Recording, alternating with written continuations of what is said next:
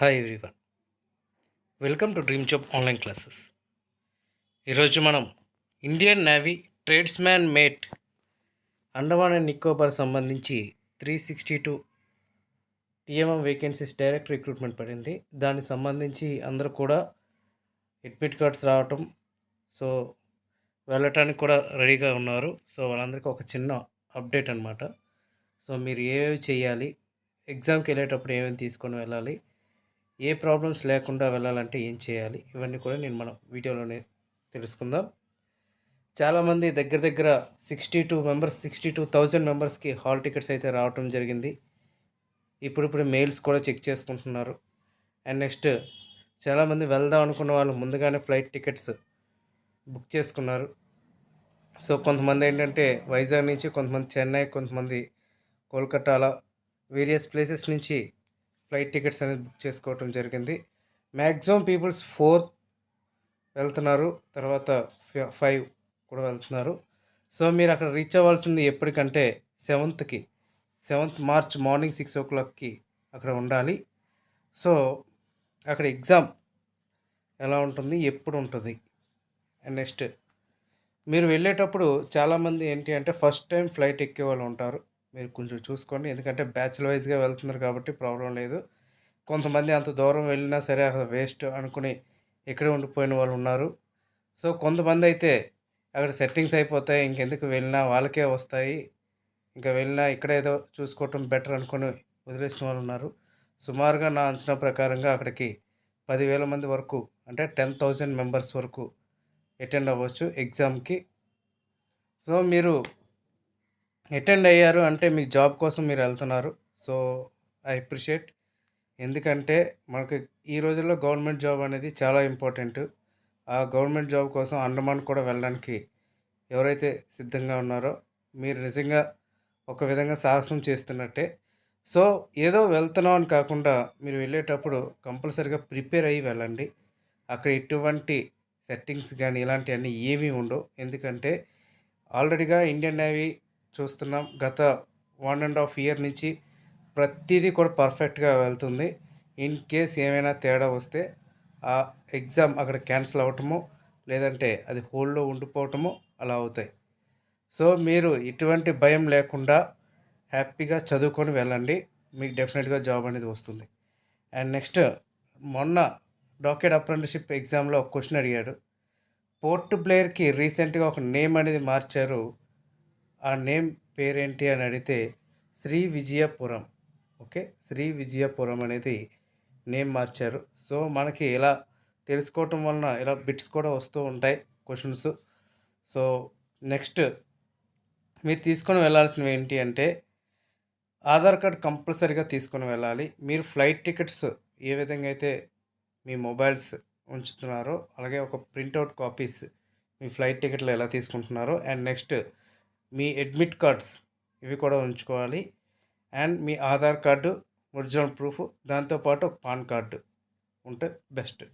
And next అందరూ కూడా gazetted officer sign, affix recent passport size colour photograph duly attested by gazetted officer. ఇక్కడ ఏంటి అంటే చాలామంది గ్రూప్లో చెక్ చేస్తుంటే ఇక్కడ రౌండ్ సీల్ ఎలా ఉండాలి, సమ్ ఎలా ఉండాలి అంటే స్టాంప్ ఉంటే సరిపోదు, అలా చాలా వదంతాలు వస్తున్నాయి. మ్యాక్సిమం యాక్చువల్గా గెజిటెడ్ ఆఫీసర్ అనేసరికి అతనికి పర్సనల్గా ఒక స్టాంప్ అనేది ఉంటుంది. సపోజ్ మనం మన డాక్యార్డ్లోనో ఫోర్ మ్యాన్ గెజిటెడ్ దాటి ఎవరైతే ఉన్నారో వాళ్ళందరికీ కూడా గెజిటెడ్ వస్తుంది. గెజిటెడ్లో 2 టైప్స్ ఉంటాయి. Group A, group B gazetted. అంటే ఛార్జ్మ్యాన్, ఫోర్మ్యాన్ అయితే గ్రూప్ బి, ఎంతకన్నా పైకి వెళ్తుంటే ఇంకా గ్రూప్ ఏ గెజిటెడ్. యాక్చువల్గా మనకి రౌండ్ సీల్ అనేది ఓన్లీ ఆర్గనైజేషన్ యొక్క సీల్ అనేది వస్తుంది. గెజిటెడ్ ఆఫీసర్ అనేసరికి ఓన్లీ పర్సనల్ అనేది వస్తుంది. సో మనకి మన ఇండియన్ నేవీకి సంబంధించి నేవల్ డాక్యుమెంట్ కానీ లేదంటే ప్రిన్సిపల్ సంబంధించి దాని మీద ఫుల్ డీటెయిల్స్ అనేవి కూడా ఉంటాయి. సో మీరు రౌండ్ సీల్ లేకపోయినా మీ స్టాంప్లో ఏదైతే డీటెయిల్స్, సపోజ్ ఒక నేమ్ ఉండి అతను ఏ ఆర్గనైజేషన్లో వర్క్ చేస్తున్నారు, అక్కడ అడ్రస్ ఏంటి ఉంటే సరిపోతుంది. ఒకవేళ కొన్ని సీల్స్ ఎలా ఉంటాయంటే ఆర్గనైజేషన్ నేమ్స్ ఉండవు. సమ్ నేమ్ డిజిగ్నేషన్ ఉంటుందన్నమాట. ఆర్గనైజేషన్ నేమ్స్ లేకపోతే అక్కడ సీల్ అనేది, రౌండ్ సీల్ అనేది కంపల్సరీగా ఉండాలి. గుర్తుపెట్టుకోండి. సో, మీరు ఎక్కడైనా సరే వైజాగ్ డాక్‌యార్డ్‌లోనైనా మనకి చార్జ్‌మెన్, ఫోర్‌మెన్‌లు ఉండేసరికి వాళ్ళు అటెస్టేషన్ చేసేటప్పుడు వాళ్ళ స్టాంప్స్‌కైతే హిందీలోను అండ్ ఇంగ్లీష్‌లోను కలిపి ఉంటాయి. ఒక పక్క హిందీలో, ఒక పక్క ఇంగ్లీష్‌లో ఉంటుంది. కింద ఆర్గనైజేషన్ నేము, దాని అడ్రస్ విశాఖపట్నంతో సహా ఉంటుంది. అలా ఉన్న వాటికి రౌండ్ సీల్ ప్రాబ్లమ్ లేదు. మీరు డైరెక్ట్‌గా తీసుకొని వెళ్ళొచ్చు. ప్రాబ్లమ్ అయితే లేదు. ఓకే. రౌండ్ సీల్ అవసరం లేదు. ఇంకా మీ నేమ్స్ ఇక్కడ ఇయన్నీ కూడా డెఫినిట్‌గా మీరు ఫిల్ చేయాలి. ఫిల్ చేస్తేనే మీకవుతుంది. Father name, gender, application number, date of birth, category. Okay. ఇవన్నీ కూడా ఎంటర్ చేయాల్సి ఉంటుంది.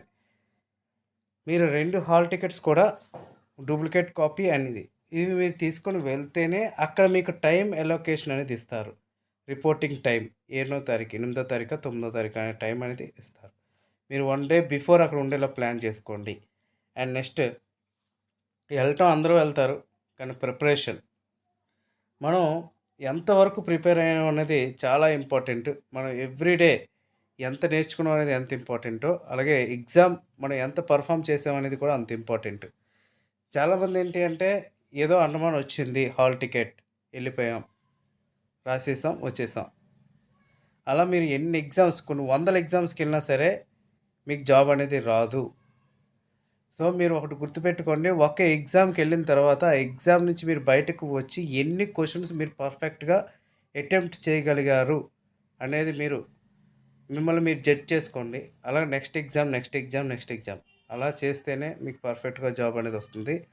ఇక ముందు ఏదో అంటే మీరు అనుకోవచ్చు, కొంత నెగెటివ్ ఎనర్జీ అనేది ఇప్పుడు ఎక్కువగా వెళ్తుందనమాట. ఆ నెగెటివ్ ఏది ఉండదు. ఎవరైతే బాగా చదువుతారో, ఎవరైతే ప్రాక్టీస్ టెస్టులు రాసి ప్రిపేర్ అవుతారో వాళ్ళకి మాత్రం జాబ్ అనేది వస్తుంది. నేనైతే 100% చెప్తున్నా. సో, రెండో ఛాన్స్ అంటే మాల్ ప్రాక్టీస్ అలాంటి ఛాన్సెస్ అయితే ఎక్కడ అవ్వవు. ఉండవు కూడాను. నేనెందుకు పదే పదే చెప్తున్నానంటే ప్రెజెంట్ అందరూ స్టూడెంట్స్ కూడా ఇదే నెగెటివ్ ఫీడ్‌బ్యాక్‌తో ఉంటున్నారు. సో, ఈ నెగెటివ్ ఫీడ్‌బ్యాక్ పోవాలనే ఉద్దేశంతో నేను చెప్తున్నా. సో, ఈ నెగెటివ్ ఫీడ్‌బ్యాక్‌లో ఉండిపోయి ప్రిపరేషన్ అనేది చేయటం మానేస్తున్నారు. చూడండి, మీరు 10థ్ క్లాస్ వరకు ఏ విధంగా ప్రిపేర్ అయ్యారు గుర్తుపెట్టుకోండి. సో, 10థ్ క్లాస్ ఏ విధంగా ప్రిపేర్ అయ్యారో అయ్యే బుక్స్ మరలా ప్రిపేర్ అవ్వండి. మీరు ఎగ్జామ్‌కెళ్లారు అంటే ఎంతవరకు మీరు పర్ఫార్మ్ చేయగలుగుతారు. 100 బిట్స్ ఇస్తారక్కడ. జీకే ఇస్తాడు, ఇంగ్లీష్ ఇస్తాడు, అర్థమెటిక్ ఇస్తాడు, రీజనింగ్ ఇస్తారు. ఆ 100 బిట్స్‌లో ఇక్కడ నెగెటివ్ మార్కింగ్ లేదు. నెగెటివ్ మార్కింగ్ లేకుండా మీరు ఎన్ని బిట్స్ పెడుతున్నారో మిమ్మల్ని మీరు చూస్ చూస్ చేసుకోండి ఫస్ట్. టైం వేస్ట్ అనేది చెయ్యొద్దు. ఇక్కడ చాలా మీరు ఎందుకంటే ఒక ఏరియా ఏదో పక్క పక్కన ఏరియాస్ కూడా కాదు. ఒక దగ్గర దగ్గర వెళ్ళి రావటానికి సుమారుగా 30,000 అబోవ్ మనీ మీరు ఎక్స్‌పెండ్ చేస్తున్నారు దానికి. సో, మీరు అంత అమౌంట్ మీరు కట్టి వెళ్ళేటప్పుడు మీ ఎగ్జామ్ ఏదో బబ్లింగ్ చేసి వచ్చేసాం అని అనుకుంటే మీరు వెళ్ళటం వేస్టు. నేను ముందే చెప్తున్నా. మీకు ఏదో చుక్కాటాడేసి వద్దామంటే మీరు వెళ్ళొద్దు. మీ ఫ్లైట్ టికెట్లు వేస్టు.